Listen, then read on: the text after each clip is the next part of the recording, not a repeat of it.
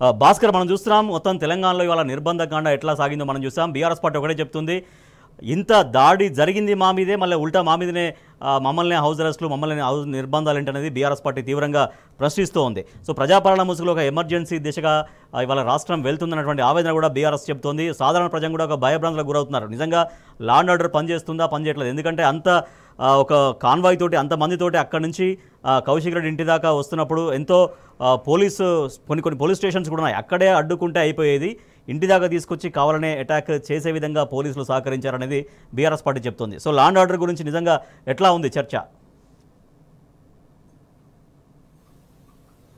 నిజంగా శర్లింగంపల్లి ఎమ్మెల్యే ఉండేది కూకట్పల్లి నియోజకవర్గం నిజాంపేటలో. ఆయన అక్కడి నుంచి కౌశిక్ రెడ్డి ఇంటికి రావాలంటే కొండాపూర్ వరకు దాదాపు 30 నిమిషాల సమయం, దాదాపు 10 నుంచి 12 కిలోమీటర్ల దూరం. ఆయన అంత దూరం నుంచి వస్తుంటే గాంధీని ఎక్కడ కూడా ఆపకుండా ఆయన కాన్వాయ్లో డైరెక్ట్గా అడిషనల్ డీసీపీ ఆయన కూర్చొని రూట్లో తీసుకొచ్చినటువంటి పరిస్థితి. అక్కడి నుంచి కౌశిక్ రెడ్డి ఇంటికి వచ్చి ఓవైపు కౌశిక్ రెడ్డిని హౌస్ అరెస్ట్ చేసి అక్కడి నుంచి అడిషనల్ డీసీపీ నేరుగా తీసుకొచ్చి మనం నిజాంపేట నుంచి కౌశిక్ రెడ్డి ఇంటికి రావడానికి దాదాపు 2 డివిజన్లు, కుకట్పల్లి డివిజన్, అదేవిధంగా మాదాపూర్ డివిజన్. కుకట్పల్లి డివిజన్లో 4 పోలీస్ స్టేషన్లు, మాదాపూర్ డివిజన్లో 4 పోలీస్ స్టేషన్లు, 2 ఏసీపీలు, 2 డీసీపీలు, 8 మంది సీఏలు.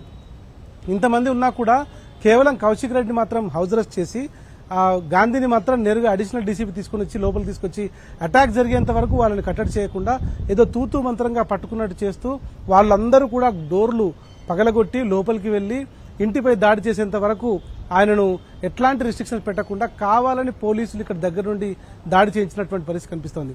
ఇది ఉన్నతాధికారుల ఆదేశాల మీద జరిగిందా, లేదంటే ఇక్కడ లోకల్ గా ఉండేటువంటి అధికారులు ఎవరైనా ఎమ్మెల్యే పైరవుల కోసం గానీ ప్రభుత్వం మెప్పు కోసం కానీ చేశారన్నటువంటిది మాత్రం ఇక వారి మనసుకు తెలియాల్సినటువంటి అవసరం కనిపిస్తుంది. కానీ పోలీస్ వ్యవస్థను చూస్తూ ఉంటే పూర్తిగా దిగజారిపోయినటువంటి పరిస్థితి కనిపిస్తుంది. ఎందుకంటే బీఆర్ఎస్ హయాంలో 9.5 సంవత్సరాలు ఎక్కడా కూడా ఎట్లాంటి ఇన్సిడెంట్ జరగకుండా, ఎక్కడ పొలిటికల్ ప్రెషర్స్ లేకుండా నిర్భయంగా నిజాయితీగా పనిచేసినటువంటి పోలీసులు సడన్ గా ఎందుకు ఇట్లా మారిపోయారన్నటువంటిది మాత్రం ఎవరికీ అర్థం కావట్లేదు.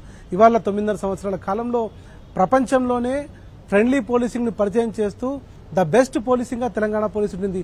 రాష్ట్రం ఏర్పడ్డ నాడు నక్సలైట్లు వచ్చేస్తారు, మావోయిస్టులు వచ్చేస్తారని అనేక రకాలుగా రాష్ట్రం ఏర్పడడానికి ఇష్టం లేనటువంటి చాలా మంది చెప్పినటువంటి మాటలను, అట్లాంటి మాటలకు కుండ బద్దలు కొడుతూ కేసీఆర్ ముఖ్యమంత్రిగా ఉన్నటువంటి సందర్భంలో 9.5 సంవత్సరాల కాలంలో పోలీసులకు మంచి పేరు వచ్చింది. ఎన్నో అవార్డులు, రివార్డులు వచ్చాయి. సీనియర్ అధికారులు ఎంతో మంది పనిచేశారు.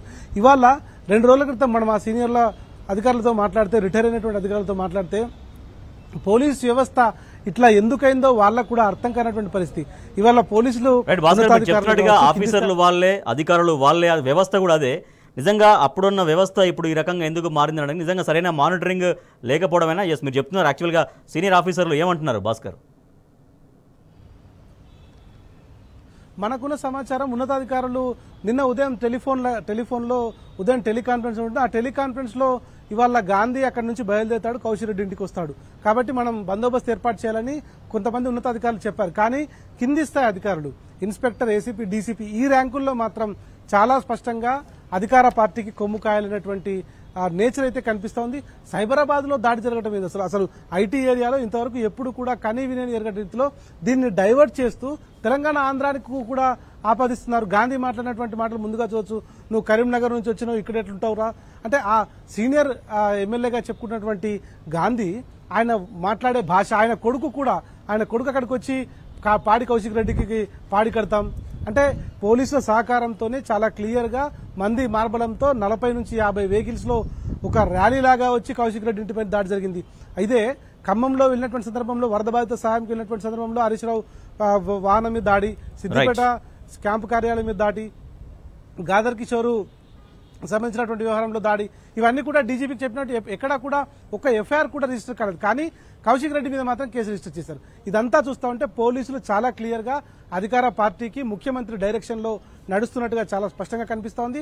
ఇప్పటికైనా అధికారులు వీటన్నింటినీ పక్కన పెట్టి రాబోయే రోజులలో ఎప్పుడు కూడా ప్రభుత్వాలు, మంత్రులు ఈ వీళ్ళు కాదు పర్మనెంట్, ఖచ్చితంగా ప్రజలే పర్మనెంట్, ప్రభుత్వాలు మారుతాయి వస్తాయి, కానీ వ్యవస్థ చాలా స్పష్టంగా ఉంటుంది. కాబట్టి వ్యవస్థను దృష్టిలో పెట్టుకుని కాకి యూనిఫామ్ వేసుకునేటప్పుడు ప్రజల ధనమాన ప్రాణాలకు రక్షణ కల్పిస్తామని చెప్పినటువంటి పోలీసులు ఇవాళ రాజ్యాంగబద్ధంగా ఉన్నటువంటి శాసనబద్ధంగా ఉన్నటువంటి ఒక శాసనసభ్యునికే న్యాయం చేయలేకపోతే దాడి జరిగేటువంటి సందర్భంలో వాళ్ళు హెల్ప్ చేయకపోతే వాళ్ళకి రక్షించకపోతే పోలీసు వ్యవస్థ పైన నమ్మకం పోయేటువంటి అవకాశం ఉంటుంది.